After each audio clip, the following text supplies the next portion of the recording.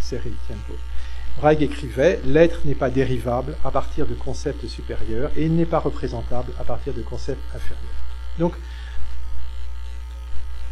vraiment ici, Heidegger reprend un discours ontologique déjà tout à fait au point dans Vom Sein de Karl Brey. Qu'est-ce qui est changé chez Heidegger? Eh bien, ce qui est changé, c'est ce qu'il dit dans une lettre récemment découverte à Kurt Bauer. Kurt Bauer est un ami intime de Heidegger, il est professeur d'histoire de l'art à l'université de Fribourg, et il rentre comme lui au parti nazi, NSDAP, le 1er mai 1933. Et voilà ce que Heidegger écrit. Lorsque tu dices del ser del siendo, ce que tu dis de l'être de l'étant est exact, c'est une formule. Pour moi, souvent un prête-nom, mais aussi une véritable crux de la philosophie. Derrière la formule, qui contient bien une distinction, se cache quelque chose d'essentiel. Heidegger ne dit pas. Donc, il nous faut rechercher ce que cache cette formule dans sa doctrine.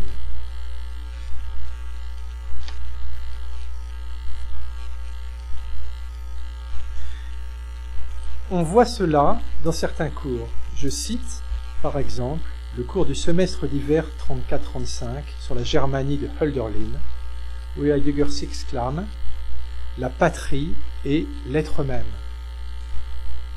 De façon plus explicite encore, dans le cours déjà évoqué du semestre d'été 33 sur la question fondamentale de la philosophie, Heidegger résume son propos en associant entre elles les deux questions suivantes. La philosophie est le perpétuel combat questionnant. Alors là en fait c'est un peu différent, ce serait plutôt pour la essentia et el ser del siendo, pour l'essence et l'être de l'étant. Cette question est en soi historique, c'est-à-dire qu'elle est l'exigence, la discorde et la vénération d'un peuple pour la dureté et la clarté de sa volonté de destin. Ces mots, si vous voulez, durezza, claridad, destino, c'est vraiment des mots qui étaient constamment employés dans la phraséologie, le langage nazi de l'époque. Donc, derrière ser, vous avez un pueblo, mais un pueblo au sens nazi, au sens du peuple allemand qui seul, dira Heidegger, a un destin, a une histoire, et le peuple métaphysique. Alors, il faut aussi évoquer un séminaire inédit dont j'ai publié pour la première fois des extraits assez longs au chapitre 5 de mon livre, un séminaire qui s'intitule sur l'essence et les concepts de nature, d'histoire et d'état. Alors avant moi, un chercheur américain avait publié certains passages et j'en ai publié d'autres. Et le professeur Quesada a consacré tout un chapitre de son livre aussi à ce séminaire. Or, dans ce séminaire, Heidegger, on peut dire, jette le masque, car il professe ce qu'il appelle un cours d'éducation politique, en vue de former une noblesse politique pour le Troisième Reich. Et il fait une apologie de l'état du Führerstaat hitlérien.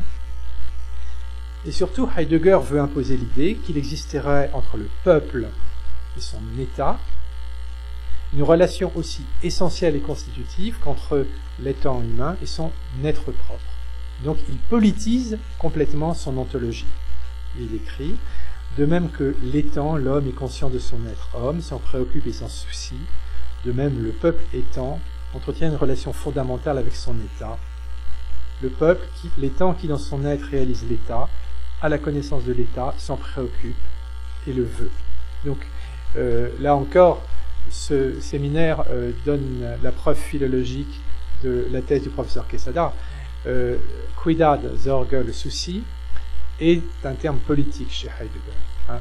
Et il dira même, à la fin de ce cours, que le souci est la condition, il faut penser le souci pour penser la dimension politique de l'homme. Alors c'est très important parce que ça veut dire que Heidegger donne lui-même la clé politique de être étant. On pourra en reparler si vous voulez. Quelques mots encore sur ce séminaire inédit. Dans ce séminaire inédit, Heidegger va penser la relation entre le peuple et son État dans les mêmes termes que Hitler, c'est-à-dire la relation entre ce qu'on appelle en allemand Gefolgschaft et Führung.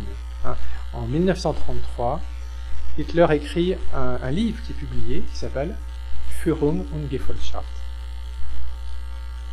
Et qu'est-ce qui constitue le lien? C'est, dit Heidegger, la poussée et l'éros du peuple vers son État, vers son Führer.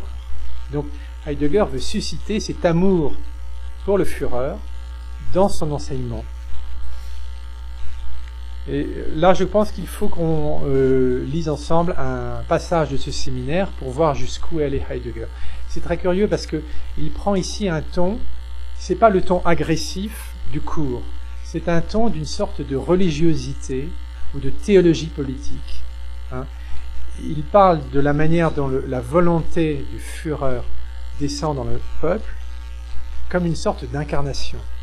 C'est vraiment très curieux comme discours. Donc je lis le texte qui est page 5. Page 5. Ce n'est que là où le Führer et ceux qu'il conduit se liguent en un unique destin et luttent pour la réalisation d'une idée que peut croître l'ordre vrai, alors la supériorité spirituelle et la liberté se mettent en œuvre en tant que don profond de toutes les forces au peuple, à l'État, en tant que dressage le plus sévère, engagement, résistance, solitude et amour.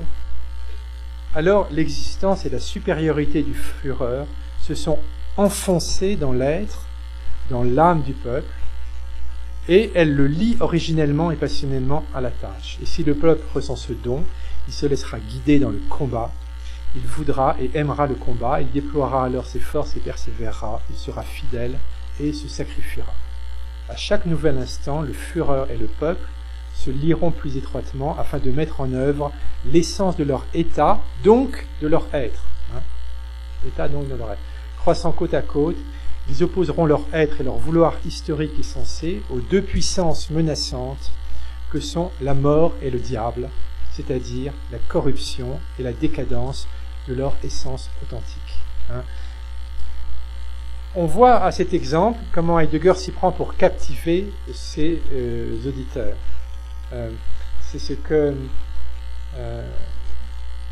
oui, tout à l'heure on parlait de la séduction de Heidegger. Il y a cette séduction par un langage tantôt presque militaire, tantôt presque théologique. Ici c'est plutôt un langage quasi sacré. Et c'est une sorte de religiosité dévoyée, où exactement comme dans Mein Kampf de Hitler, le diable signifie ici en réalité le juif. Dans Mein Kampf, explicitement, Hitler dit le diable c'est le juif. Donc on retrouve cette même volonté de domination totale des esprits et des cœurs. Et on retrouve les concepts de Zhang Nizar. Il est parlé de solitude, mais qu'est-ce que c'est que cette solitude? On peut donc parler d'une sorte de lien de possession de l'âme humaine par ce texte. Alors, je pense que il serait peut-être trop long que j'expose en détail les trois autres points. Je vais peut-être les résumer pour